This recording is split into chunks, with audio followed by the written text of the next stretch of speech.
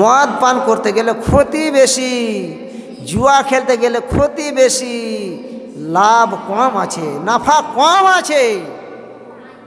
যার কারণে অনেক সাহাবায়ে কেরামেরা মদ পান করা ছেড়ে দিলেন, মদ পান করা ছেড়ে দিলেন।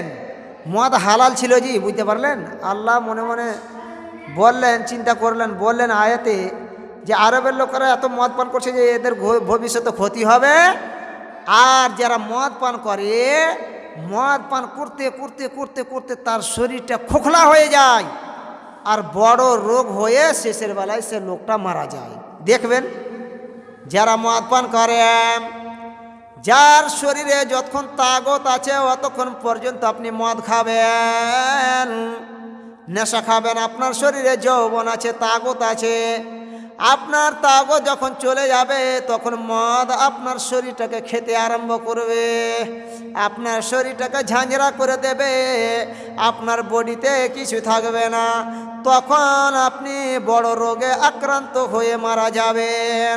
তাই আল্লাহ রাব্বুল আলামিন নবীকে বললেন, হে নবী তাদেরকে বলো যে নেশা পান করতে গেলে নেশাতে ফায়দাও আছে, নোকসানও আছে, কিন্তু ক্ষতির দিকটা বেশি, লাভের দিকটা কম। কি লাভ আছে জি? নেশা পান করতে গেলে কি লাভ আছে?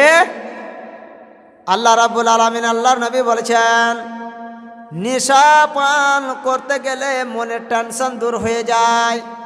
আপনার দিমাগে টেনশন এসেছে, চিন্তা এসেছে, আপনি চিন্তায় ভুগছেন, দোয়া জানেন না, দোয়া পড়েন না, আল্লাহর কাছে দোয়া করেন না, নামাজ পড়েন না, তখন আপনি কি করছেন? মদ পান করে নিলেন। তাহলে আপনার টেনশন দূর হয়ে গেল, চিন্তা দূর হয়ে গেল, আর আপনি মনে মনে ভাবছেন যে আমি হচ্ছি দেশের রাজা। কেউ কে মনে লাগলে কে আছে এরকম? হ্যাঁ,